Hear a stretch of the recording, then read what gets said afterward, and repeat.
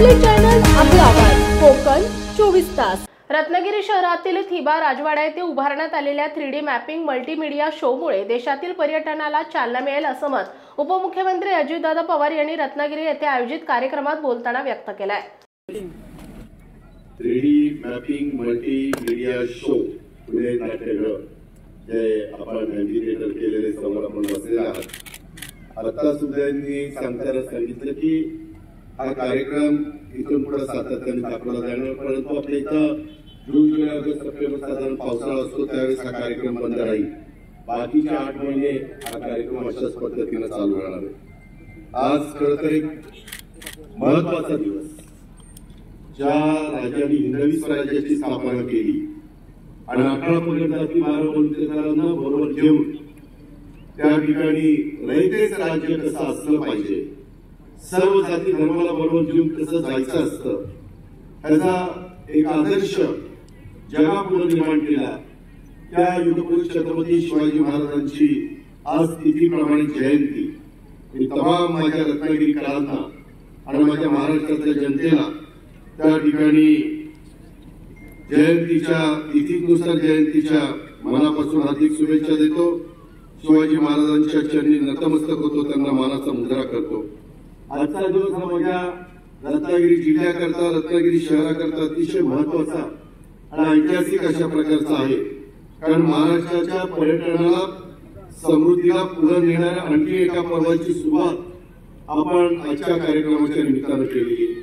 थिबा पॅलेस परिसरामध्ये 3D प्रकाश योजनेच्या लोकार्पण सोहळ्याला उपस्थित राहण्याचा आणि या सुंदर क्षणाचा साक्षीदार होण्याचा आनंद आणि अभिमान हा माझ्यासारख्या कार्यकर्त्याला आहे आणि आपल्या सर्वांच्या साक्षीनं या प्रकाश योजनेचं खुल्या नाट्यगृहाचं लोकार्पण झालं असं देखील मी जाहीर करतो। सर्व माझ्या नागरिकांना सांगायचं की मला आज आमचं सभागृह होतं, खूप महत्वाच्या कामं होती, पण मी दुपारपर्यंत सगळी उरकली आणि मुख्यमंत्र्यांना सांगितलं की उद्या मी तिथे कार्यक्रम घेत नाही, तटकरे साहेब, मी, शेखर, आम्ही सगळेजण या कार्यक्रमाला आलो। काही वेळापूर्वीच आम्ही रत्नदुर्ग किल्ल्यावरच्या सेवासृष्टीचं लोकार्पण त्या ठिकाणी केलेलं आहे आणि आता या प्रकाश योजनेसह खुल्या नाट्यगृहाचं शहराच्या सौंदर्यामध्ये कितीतरी पटीनं भर घालणारं किंवा पर्यटन वाढवणारं अशा पद्धतीचं काम आज 20 ते 25 कोटी रुपये खर्च करून इथं होत आहे। त्याच्यामध्ये रत्नागिरी जिल्हा एक निसर्ग संपन्न, त्याला ऐतिहासिक अशा प्रकारची आणि सांस्कृतिकदृष्ट्या अत्यंत समृद्ध असलेला हा भाग, समुद्र किनारे म्हणू नका, किल्ले घ्या, मंदिरं घ्या, नद्या घ्या, त्यांच्या जंगलांनी व्यापलेला हा सगळा भूभाग महाराष्ट्राच्या पर्यटन नकाशावर अनमोल रत्नासारखा झळकतो। या जिल्ह्याच्या ऐतिहासिक महत्त्व सांगताना छत्रपती शिवाजी महाराज आणि रत्नागिरी जिल्ह्याचं एक आगळं वेगळं अशा प्रकारचं नातं होतं। जिल्ह्याचे ऐतिहासिक महत्त्व देखील आपण रत्नागिरीचा संबंध हा महाराजांचा अतिशय जवळ आलेला होता, हे पण आपल्याला अधोरेखित करावं लागणार आहे। मंत्री उद्योग आणि मराठी भाषा तथा पालकमंत्री रत्नागिरी जिल्हा डॉक्टर उदय सामंत यांच्या संकल्पनेतून रत्नागिरी शहरातील थिबा राजवाडा येथे उभारण्यात आलेल्या 3D मॅपिंग मल्टीमीडिया शोचा लोकार्पण सोहळा उपमुख्यमंत्री अजित पवार यांच्या उपस्थितीमध्ये पार पडला।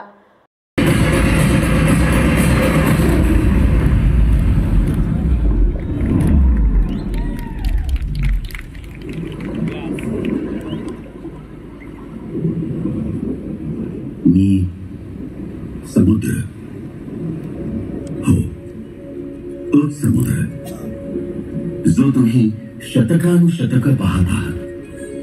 कोकणच्या दक्षिणोत्तर 720 किलोमीटर पर्यंत मी पसरलेलो आहे।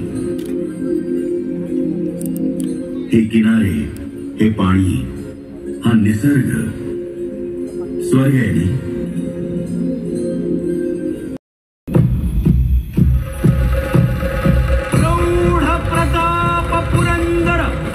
क्षत्रिय कुलावतंस सिंहासनाधीश्वर महाराजाधिराज शिव छत्रपती शिवाजी महाराज।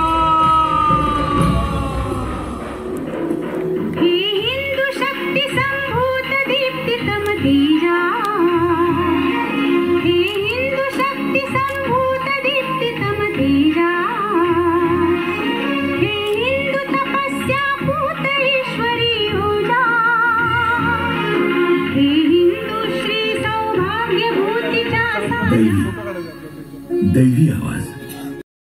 देशातील पहिली 3D mapping multimedia show Ratnagiri येथील थिबा राजवाडा येथे उभारण्याचा मान मला मिळाला। याबद्दल पालकमंत्री उदय सामंत यांनी समाधान व्यक्त केले आहे। महत्व आहे, मला असं वाटतं की देशातला हा पहिला 3D मल्टीमॅपिंग शो आहे आणि याची खासियत अशी आहे की या सगळ्या शो मध्ये आपण कोकण भरलेला आहे। कोकणामध्ये ज्या ज्या कोणी विभूती होऊन गेल्या त्यांचा आदर्श आमच्या पुढच्या पिढीसमोर टिकावा आणि त्यांनी तो आदर्श घेऊन आपल्या आयुष्यामध्ये वागावा हाच दृष्टिकोन डोळ्यासमोर ठेवून हा देशातला पहिला 3D मल्टीमॅपिंग शो आज नुसतं रत्नागिरीकरांसाठी नाही तर देशातल्या सगळ्या पर्यटकांसाठी आम्ही खुला करतोय। खरं तर उद्यापासून हा आता शो ज्यावेळी 7:30 किंवा 8 वाजता मला असं वाटतं की मुख्याधिकाऱ्यांनी फायनल केलेला आहे, उद्यापासून जेव्हा हा शो सुरू होईल त्यावेळी त्याला तिकीट लागणार आहे। मला एवढीच विनंती करायची आहे, शालेय शिक्षण घेणाऱ्या विद्यार्थ्यांसाठी तिकीट कमी असेल परंतु हा तिकिटाचा शो का लावावा लागणार याचं कारण आहे कारण संपूर्ण प्रकल्पासाठी 25 कोटी रुपयाचा खर्च आलेला आहे आणि आपण जे प्रोजेक्टर बघतोय हे सगळे प्रोजेक्टर अमेरिकेतून आणलेले आहेत आणि म्हणून मला असं वाटतं की हा जो मल्टीमॅपिंग शो आहे हा अतिशय देशाच्या पर्यटनाच्या दृष्टीनं महाराष्ट्राच्या पर्यटनाच्या दृष्टीनं अतिशय महत्वाचा असा हा शो आहे। आज या कार्यक्रमाच्या निमित्तानं दादा आपण या ठिकाणी आला, तुमचं मनापासून स्वागत करतो। मला सांगताना मनापासूनचा आनंद आहे की मी मगाशी देखील भाषणामध्ये सांगितलं की 2014ला असंच कायमस्वरूपी दादांच्या बाजूला बसून या मतदारसंघामध्ये निधी आणण्याचा मी प्रयत्न केला। निधीला कुठेही आकडचा हात न घेता दादांनी मला या मतदारसंघासाठी पैसे दिले आणि ज्यावेळी दादांसोबत नव्हतो त्यावेळी देखील रत्नागिरी दादांचं माझ्यावरचं प्रेम हे कमी झालेलं नाही, त्या आजच्या पर्यंत पुन्हा एकदा महाराष्ट्रात बघितलेलं आहे। त्याबद्दल दादांचं मी मनपूर्वक त्यांना धन्यवाद देतो, त्यांचे आभार मानतो आणि भविष्यामध्ये देखील दादा तुम्ही उपमुख्यमंत्री आहात तसे अर्थमंत्री देखील आहात। कदाचित रत्नागिरी तालुक्यामध्ये अनेक विकासाचा निधी आला असेल परंतु रत्नागिरी जिल्ह्याच्या दृष्टीनं अनेक पर्यटन स्थळं आम्हाला विकसित करायची आहेत। त्याचा उल्लेख मगाशी आपण शिवसृष्टीच्या लोकार्पण सोहळ्याच्या निमित्ताने केला की ज्या ठिकाणी छत्रपती संभाजी महाराजांच्या पदस्पर्शानं पावन झालेली भूमी रत्नागिरी जिल्ह्यामध्ये आहे। माझी विनंती आहे की त्या देखील स्मारकासाठी आपण फार मोठा निधी या ठिकाणी जाहीर करावा एवढीच विनंती करतो आणि माझं बरोबर संपवतो। जय हिंद, जय महाराष्ट्र। महाराष्ट्रातील तसेच कोकणातील महत्त्वाच्या बातम्या पाहण्यासाठी कोकण 24 तास न्यूज चॅनलला YouTube वर सबस्क्राईब करा आणि बेल आयकॉन प्रेस करा।